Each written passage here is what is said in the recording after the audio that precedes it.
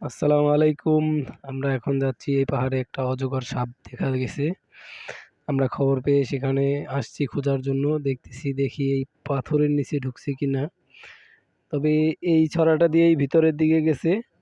আমরা দেখি যেহেতু বড় সাপ এসব ছোটখাটো গর্তে থাকবে না। থাকলেও দেখা যাবে।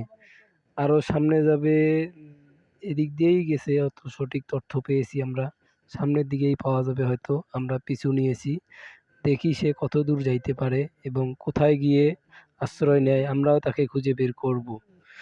আপনারা আমাদের সঙ্গে থাকুন। আপনাদের দেখাবো এখন পাহাড়ের ভিতরে কত বড় অজগর সাপ এখানে বসবাস করতেছে।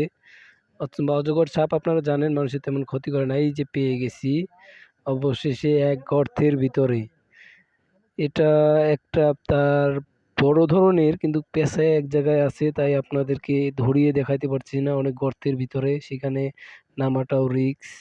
দেখতে পারতেছেন কত বড় সে এক জায়গায় এসে পেঁচানো ভাবে সুন্দর হয়ে বসে আছে।